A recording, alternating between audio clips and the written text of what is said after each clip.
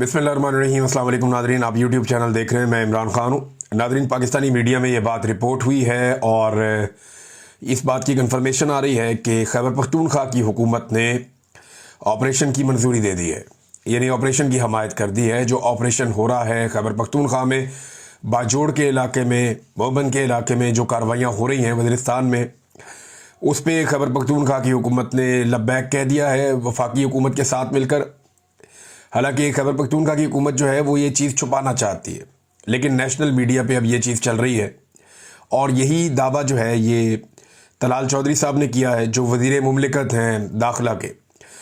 उन्होंने कहा कि हम ऑपरेशन जो कर रहे हैं खैबर पख्तूनख्वा में, ये हुकूमत को ऑन बोर्ड लेकर कर रहे हैं। फिर उन्होंने दहशतगर्दी का बताया कि बहुत दहशतगर्दी हो रही है, टारगेटेड ऑपरेशन भी हो रहे हैं। और ये 2 तहसीलों के अंदर उन्होंने ये क्लियर किया कि 2 तहसीलें हैं खैबर पख्तूनख्वा की जहां पे ये ऑपरेशन किया जा रहा है, और खैबर पख्तूनख्वा की हुकूमत को ऑन बोर्ड लेकर ये ऑपरेशन किया जा रहा है। तो एक तो ये इनका दावा है। दूसरी तरफ पाकिस्तान में ये कंफर्मेशन भी आ गई है कि खैबर पख्तूनख्वा की हुकूमत ने ऑपरेशन की हमायत कर दी है कि ठीक है जी, आप ऑपरेशन करें खैबर पख्तूनख्वा के इलाकों में। लेकिन दूसरी तरफ जो खैबर पख्तूनख्वा की हुकूमत या वहाँ के वज़ीर आला के स्टेटमेंट हैं वो बहुत अजीब हैं। यानी कल का बयान अगर मैं आपके सामने रखूँ तो गंडापुर साहब ने ये कहा था कि ना किसी ऑपरेशन की इजाज़त दी गई है और ना ही खैबर पख्तूनख्वा में कोई ऑपरेशन हो रहा है। आज वो ये कह रहे हैं कि जी टारगेटेड कार्रवाइयाँ हो रही हैं, ये ऑपरेशन नहीं है। थोड़े दिन पहले अली अमीन गंडापुर कह रहे थे कि ये जंग है और ये जंग हम ही जीतेंगे।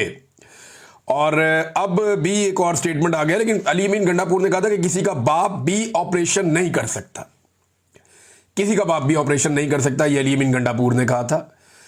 फिर नकवी एंड कंपनी ने कहा कि किसी का बाप भी हमें ऑपरेशन से नहीं रोक सकता। और अब खबर आई है कि खैबर पख्तूनख्वा की हुकूमत ने बाजोड़ ऑपरेशन की हमायत का फैसला कर लिया है। इसकी कंफर्मेशन जो है वो वज़ीर मुमलिकत बराए दाखिला तलाल चौधरी साहब ने भी दे दी है। और गंडापुर साहब जो हैं वो मुंह से तो कहते हैं कि मैं किसी ऑपरेशन का हमायती नहीं हूं, लेकिन प्रैक्टिकली वो कर्फ्यू भी लगाते हैं, वो वहां पे नकल मकानी भी करवाते हैं। जो लोग नकल मकानी कर गए ऑपरेशन की वजह से, यानी टारगेटेड ऑपरेशन तो ये होता है ना कि एक गली में ऑपरेशन है या एक इलाके में छोटे से एरिया में ऑपरेशन है, तो वहां से नकल मकानी तो नहीं होती। अब जितने बड़े पैमाने पर नकल मकानी हो रही है, ये तो किसी बड़े मिलिट्री ऑपरेशन में ही होती है। फिर वो कहते हैं कि हर खानदान को हम 50,000 रुपया भी देंगे। यानी डिनाइल में रहकर अली अमीन गंडापुर क्या कौम को बेवकूफ़ बना सकते हैं? लोगों को बेवकूफ़ बनाएंगे, कल को लोग आपको वोट ही नहीं डालेंगे, लोग आपकी शक्ल भी नहीं देखना चाहेंगे कि जनाब ये तो हमें बेवकूफ़ बनाता था। नवाज शरीफ ने यही किया ना, बेड़ा गर्क हो गया। बाकी लोगों ने भी ये किया जिनका बेड़ा गर्क हो गया सियासत में, क्योंकि लोग पाकिस्तान के इतने भोले नहीं है कि आप उन्हें कहेंगे ऑपरेशन नहीं हो रहा और साथ साथ आप ऑपरेशन करते भी चले जाएंगे। बहरहाल वहां पे ऑपरेशन हो रहा है और सूबाई हुकूमत की मर्जी से हो रहा है। अब नाजरीन आप ये देखें कि बाजोड़ के जो मनाजिर आ रहे हैं वो इंतहाई दर्दनाक हैं, बहुत ही तकलीफ दे मनाजिर हैं जो बाजोड़ से और ऑपरेशन ज़दा इलाकों से निकलने वाले लोगों के जो मनाजिर हैं वो बड़े खौफनाक हैं। गुल ज़फ़र खान साहब ने बच्चों की लाशें शेयर की हैं अपने एक्स अकाउंट के ऊपर। उन्होंने पोस्ट करते हुए लिखा कि ये है रियासत पाकिस्तान का टारगेटेड ऑपरेशन। यानी गंडापुर कह रहे हैं कि टारगेटेड ऑपरेशन है और टारगेटेड ऑपरेशन की हमायत कर रहे हैं, जबकि गुल ज़फ़र ये कह रहे हैं कि ये है रियासत पाकिस्तान का टारगेटेड ऑपरेशन।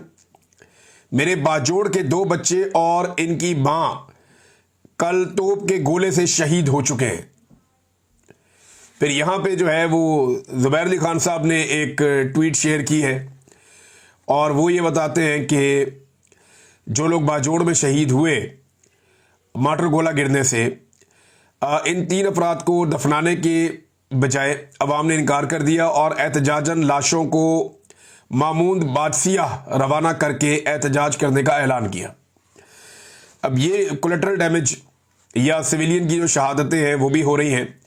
कितना नुकसान हुआ अभी तक खैबर पख्तूनख्वा में अवाम का, इसके बारे में शानदाना गुलजार साहिबा ने एक ट्वीट किया है और उसमें कुछ तफसीलात बताई हैं कि खैबर पख्तूनख्वा में अवाम का ऑपरेशंस के नतीजे में या जो पॉलिसीज़ हुकूमत की हैं ऑपरेशंस को लेकर, उनके नतीजे में कितना नुकसान हुआ। पख्तून नस्ल कुशी वो लिखती हैं 9,237 बड़े धमाके किए गए खैबर पख्तूनख्वा में डालड़ी जंग में 76,584 पश्तून शहीद हो गए। लगभग 76,584 ये लोग शहीद हुए हैं पश्तून। लैंड माइन से 7,538 बच्चे माजूर हो गए हैं।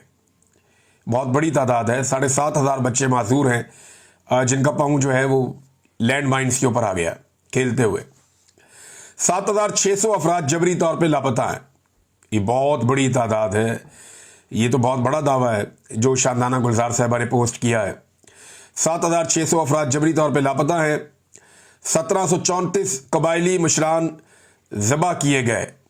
200 धमाके नमाजियों भरी मसाजिद में किए गए हैं। यानी जो दहशतगर्दी के वाक़यात हुए इनमें 200 धमाके मसाजिद के अंदर हुए हैं। 3,70,000 घर और मसाजिद मस्मार हो गई हैं। और खैबर पख्तूनख्वा के 10 लाख एकड़ ज़मीन पर आर्मी का कब्जा हो चुका है। ये भी एक डाटा बहुत बड़ा है। 2,17,000 पख्तूनों के शनाख्ती कार्ड ब्लॉक हो चुके हैं और 57 लाख पश्तून बेघर हो चुके हैं। और साथ ही आखिर में वो ये बताती हैं कि 25,000 दुकानें भी ज़ाया हो चुकी हैं या मस्मार हो चुकी हैं। ये डाटा उन्होंने कॉपी करके लगाया है शानदाना गुलजार साहबा ने। तो खैबर पख्तूनख्वा ने तो बहुत तकलीफ बर्दाश्त की है। जो मनाजिर वहाँ से आ रहे हैं वो बहुत दर्दनाक है। मैं अभी एक वीडियो देख रहा था, उसमें बच्चे बैठे हुए मासूम और भूखे हैं। वो उन्होंने हाथों में खाली प्लेटें पकड़ी हुई हैं और इंतज़ार कर रहे हैं इनमें कोई सालन, रोटी, चावल, कोई चीज़ डाली जाएगी हुकूमत की जानिब से। और उन्हें वहाँ पे सामने खड़ा हुआ एक आदमी जो किसी तंजीम का है वो लेक्चर दे रहा है, उन्हें बता रहा है। तो ये बच्चों की भूख है और भूखे शख्स को लेक्चर देना ये तो बड़ा आसान होता है। इन्हें खाना चाहिए और सूबाई हुकूमत ने कोई इज़्ज़तदार तरीका नहीं अपनाया इन्हें खाना खिलाने का। यानी बच्चे इतनी तकलीफ़ में हैं लेकिन किसी के कानों पे जूं तक नहीं रेंगती, किसी को कोई परेशानी नहीं होती। हालांकि इमरान खान साहब ने कहा था कि ऑपरेशन से नफरत जन्म लेती है। जब ऑपरेशन होता है तो उससे दहशतगर्दी बढ़ती है, कम नहीं होती।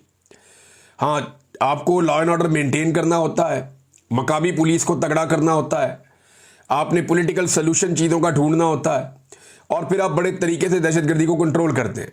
लेकिन पाकिस्तान तरीके इंसाफ गंडापुर को छोड़कर, उनकी गवर्नमेंट को छोड़कर, वो ये बात कहती है कि ये दहशतगर्द बाकायदा बाई डिज़ाइन यहाँ पे लाए गए हैं और अब इन दहशतगर्दों से लड़ाई के बहाने मकामी आबादी को वहाँ से निकाला जा रहा है, नकल मकानी करवाई जा रही है। और फिर उनका दावा है कि नकल मकानी जब लोग कर जाएंगे तो दहशतगर्द भी साइड पर हो जाएंगे और एक ऑपरेशन के बहाने वहाँ पे मादनियात पे कब्जा हो जाएगा या जो कुदरती वसाइल हैं खैबर पख्तूनख्वा के अवाम के, उनके ऊपर कब्जा हो जाएगा। अब ये पाकिस्तान तहरीक इंसाफ का मानना है कि ये डॉलरों के लिए एक जंग है, मादनियात के लिए एक जंग है। और ये तहरीक इंसाफ ही नहीं कहती, ये बात ANP भी कहती है, ये बात फजलुर रहमान साहब की पार्टी के लोग भी कहते हैं, ये बात जो है वो वहाँ की डिफरेंट पॉलिटिकल पार्टी या पासून वाले हैं, अमन जरगा वाले हैं, ये तकरीबन सारे लोग यही बात कहते हैं। PTM भी यही बात कहती है, पश्तून तहफ़्फ़ुज़ मूवमेंट वाले वो भी यही बात कहते हैं। तो वहाँ की जो लोकल पॉलिटिकल पार्टीज़ हैं उनका ये मानना है कि हमारे मादनियात और वसाइल पे कब्जे के लिए यहाँ पे दहशतगर्दों को बाई डिज़ाइन लाया गया है और अब बाई डिज़ाइन एक ऑपरेशन किया जा रहा है ताकि मकामी लोग वहाँ से हिजरत करके निकल जाएँ और ये इलाका खाली हो जाए। अब जितना पैसा गंडापुर साहब मकामी लोगों को दे रहे हैं उससे तो बेचारों के 15 दिन भी नहीं गुजरेंगे। हालात इतने मुश्किल हैं, महंगाई बहुत ज़्यादा है, इनके खाने पीने का हर चीज़ का बंदोबस्त करना पड़ेगा। नादरीन, एक वीडियो मैंने देखी सोशल मीडिया पे, कहीं पे इंडियन गाना चल रहा था, कहीं पे कोई पाकिस्तानी गाना चल रहा था, लेकिन आदमी एक ही था जो नाच रहा था स्टेज पे चढ़ के। और मैंने उसको नाचते हुए देखा तो मुझे लगा कि ये शख्स नाचना जानता है और बड़ा अच्छा नाच रहा था। ये एक फ़न है, एक फ़नकार ये कर सकता है। तो गवर्नर जो कामरान टसूरी है वो बड़ा खूब नाचा और वो स्टेज के ऊपर चढ़ा हुआ था, सामने आवाम खड़ी हुई थी और वो आवाम के बीच में स्टेज पर खड़ा होकर तन्हा नाच रहा था। उसने कोई कॉन्सर्ट रखा हुआ था अम्यूज़मेंट के लिए, जश्न आज़ादी के तौर पे। वहाँ पे लोगों को डंडे डुंडे भी मारे गए सिक्योरिटी की जानिब से। और उसके बाद जनाब वहाँ पे गवर्नर साहब ने खुद ठुमके लगा के नाच करके दिखाया लोगों को। और ये वही गवर्नर है, मुफ्ती तकी उस्मानी साहब को कोई ले जाके इनकी वीडियो दिखाए। पाकिस्तान के एक बहुत बड़े आलिम दीन है मुफ्ती तकी उस्मानी, उन्हें ले जाकर ये नाच गाने की वीडियो दिखाई जाए और बताया जाए कि जिस शख्स के लिए आप हज़रत उमर फ़ारूक रज़ियल्लाहु तआला अन्हु की मिसाल दे रहे थे चंद दिन पहले, वो शख्स स्टेज के ऊपर चढ़ के सारी कौम के सामने बड़े स्पीकर लगा के नाच रहा है, तो अब आपकी इसके बारे में क्या राय है? यानी ये एस्टेब्लिशमेंट की चॉइस है। देखिए ये क्यों करते हैं ऐसी हरकतें? ये इसलिए करते हैं कि अवाम को तकलीफ हो और अवाम का सियासत के ऊपर से एतबार ही उठ जाए। चुन के गंदा सियासतदान लेकर आते हैं। ये उसी कबीले का हिस्सा है ना, जैसे फैसल वाडा हो गया, मोहसिन नकवी हो गया, ये क्या नाम है इसका, अलीम खान हो गया, ये कामरान टिसोरी हो गया, इस तरह के और ओन चौधरी, वो सब ये वो लोग हैं जो एक खास एस्टेब्लिशमेंट के साथ इनका रिलेशन है और इसी बुनियाद के ऊपर इनको आगे लाया जाता है। फिर ये लोग इस तरह के काम करते हैं ताकि अवाम को नफरत हो जाए सियासत से और सियासतदानों से। बाय डिजाइन ऐसे लोग लाए जाते हैं जिनसे लोग नफरत करें, जिनको लोग बुरा समझे, और उसके बाद लोग इस नफरत के अंदर सियासतदानों को ही बुरा समझना शुरू हो जाए और फिर ऑप्शन बच जाए एस्टेब्लिशमेंट की। लोग कहने जी मिलिट्री को ले आओ, मार्शल लॉ लगा दो। अब वो नहीं होना, हालात बहुत बदल गए हैं। माजी में मार्शल लॉ लगते थे, लोग मिठाइयां तकसीम करते थे। अब अगर मार्शल लॉ लगाना तो लोग पंफलेट तकसीम करेंगे और एक दूसरे को बताएंगे कि इस मार्शल लॉ के खिलाफ खड़े होना, क्योंकि मिलिट्री एस्टेब्लिशमेंट के पास जो अवाम की गैर मशरूत हमायत थी, वो हमायत अब उनके साथ नहीं है। और इस तरह के कार्टूनों को मुतारिफ करवाकर, उनको नाचता हुआ दिखाकर और इस किस्म की हरकतें करवाकर, यानी बाजोड़ में खून बह रहा है। पाकिस्तान में ऑपरेशन चल रहा है, दहशतगर्दी कंट्रोल नहीं हो पा रही, पूरा बलूचिस्तान बंद पड़ा हुआ है। ज़ायरीन जो हैं उन्हें उनके रास्ते बंद कर दिए गए हैं कि वो अपनी ज़ियारतों पे नहीं जा सकते। कोई भी शख्स बलूचिस्तान के अंदर रात या शाम के बाद दाखिल ही नहीं हो सकता। वहां पे इंटरनेट और मोबाइल फोन बंद है। ये एक बाबा जी है, ये इनकी एक वीडियो आई सामने, वो बताते हैं जी 70 किलोमीटर दूर में आया हूं सिर्फ ये वीडियो अपलोड करने के लिए। वो शख्स सिंध में दाखिल होता है, 70 किलोमीटर दूर जाता है और वहां पे जाके एक वीडियो अपलोड करता है और उसमें क्या कह रहा है? वो वीडियो अपलोड करके कह रहा है कि हमारे सारे फोन और इंटरनेट बंद कर दिए हैं। क्या हम सारे बंदूकें उठाए हुए हैं? पूरे नेटवर्क को जैम कर दिया है। क्या हम सारे दहशतगर्द हैं? ये ना फोन है, ना नेटवर्क है, ना हमारे अकाउंट चल रहे हैं और ना ही इजी पैसा आ रहा है, ना ही इजी पैसा जा रहा है। अवाम से उनकी सारी सहूलतें छीन ली हैं मौजूदा रजीम ने। तो एक तरफ बलूचिस्तान की ये सूरत हाल है, खैबर पख्तूनख्वा के कबायली इलाकों की सूरत हाल आपके सामने है। 44% पाकिस्तानी जो है वो गुर्बत की लकीर से नीचे जा चुके हैं। महंगाई इतनी बढ़ गई है कि आम आदमी का बजट कंट्रोल में ही नहीं आ रहा। बेरोजगारी की शरह बढ़ती चली जा रही है और गवर्नर सिंध जो है, जो एस्टेब्लिशमेंट का फेवरेट आदमी है, वो लाइफ एंजॉय कर रहा है। कभी वो मोटरसाइकिलें लेके निकल जाता है, कभी वो स्टेज पे चढ़ के नाचना शुरू कर देता है, कभी वो खाने पकाने की वीडियोस लगा रहा होता है, कभी वो मौलवियों को बैठा के अपनी तारीफें करवा लेता है। तो ये मुफ्ती तकी उस्मानी साहब को तो मेहरबानी करके कोई ये वीडियो दिखाए, और जब उन्हें वीडियो दिखाए तो उनकी वीडियो बनाए भी और उनसे पूछे कि जनाब आपने इसकी हजरत उमर फारूक रज़ियल्लाहु ताला अन्हु वाली मिसाल दी थी, तो क्या आपको अभी भी लगता है कि स्टेज पे चढ़ के नाचने वाला ये शख्स जो है, और उस वक्त जब कौम इतनी मुश्किल में है, यानी आपने सेलिब्रेशन करनी है तो उसका भी एक तरीका होता है ना, आप सेलिब्रेट करें, आप पाकिस्तान जिंदाबाद बोले, आप पुरवकार तरीके से चीजें कर सकते हैं। लेकिन क्या आज पाकिस्तान वैसा है जिस तरह की आप सेलिब्रेशन कर रहे हैं? रैली निकालें, आप जाएं लोगों के साथ, आप पाकिस्तान जिंदाबाद का नारा लगाएं, आप इस अज़म का इजहार करें कि हम पाकिस्तान को पहले से बेहतर बनाएंगे, हम पाकिस्तान के अंदर से दहशतगर्दी खत्म करेंगे, हम पाकिस्तान की मईशत को बेहतर करेंगे। अव्वल तो आपको यह हक ही नहीं पहुंचता, आप सारे फॉर्म 47 वाले हैं, जाली लोग, अवाम ने आपको मुस्तरद किया हुआ है, तो आपको तो यह हक ही नहीं पहुंचता कि आप पाकिस्तान का कोई फैसला करें या पाकिस्तान के ऊपर अपना कोई फैसला आप मुसल्लत करें। अब इधर मरियम नवाज साहबा ने भी लिबर्टी में कॉन्सर्ट का ऐलान कर दिया है। यानी ये जलसा जुलसा तो अब कर नहीं सकते, 4 दीवारी के अंदर इनके जलसे होते हैं, पब्लिक में जाने के ये काबिल रहे नहीं। तो अब लोगों को इकट्ठा करने के लिए लिबर्टी चौक में एक कॉन्सर्ट का ऐलान किया गया है और कहा गया जी इसके अंदर मरियम नवाज भी आएंगी। अब बंदोबस्त पता किस चीज का किया जा रहा है? मेरी 1-2 सोर्सों से बात हुई है, वो सोर्स ये कहते हैं लाहौर के बेचारे इंतजामी ड्यूटीज के ऊपर हैं, वो बेचारे कहते हैं जी अब समझ ये नहीं आ रही कि अगर वहां पे लोगों ने इमरान खान के नारे लगा दिए या लोगों ने वीडियोस बना ली और मरियम नवाज की तकरीर के दौरान कुछ ऐसी चीजें रिकॉर्ड हो गई, क्योंकि वहां पे बहुत सारे हमारे सोशल मीडिया के जो सिटीजन जर्नलिज्म करते हैं बहुत सारे दोस्त मौजूद हैं और वो लाजमी बात है कि इसकी वीडियोस बनाएंगे और ये सब चीज़ें करेंगे। तो यहाँ पे जो है वो इस बात का बंदोबस्त किया जा रहा है कि अगर इमरान खान के नारे लग गए या पीटीआई के झंडे नजर आ गए या लोगों ने मरीम नवाज की मौजूदगी में उसके खिलाफ इंटरव्यूज दे दिए तो बड़ी मुसीबत बन जाएगी। तो अब जो है वो इसको मैनेज करने की कोशिश की जा रही है। मैनेज ना हुआ तो मरीम नवाज कोई नहीं आती कॉन्सर्ट में, और अगर मैनेज हो गया और आखिरी टाइम पे उन्हें कॉल आ गई कि जी आवाम भी इकट्ठी हो गई है, कॉन्सर्ट भी कामयाब हो गया है, आ जाओ, तो फिर मरीम नवाज साहब चली जाएंगी। और नादरीन, शौक इनके ऐसे हैं कि अब कुत्ते और घोड़े खरीदे जा रहे हैं आवाम को कंट्रोल करने के लिए। बाकायदा एक खबर आई हुई है कि ये कुत्ते भी खरीदेंगे और घोड़े भी खरीदेंगे, और सिर्फ इसलिए खरीदे जाएंगे कि अवाम के ऊपर कंट्रोल हासिल करना है, यानी अवाम को काबू करने के लिए। ये बेल्जियन मेलनीज नाम के कुत्ते होते हैं, ये 50 लाख के कुत्ते लेने जा रहे हैं। 8 इन्होंने कुत्ते के बच्चे लेने हैं, और फिर घोड़ों के बच्चे भी इन्होंने लेने हैं वो 50 लाख रुपए के।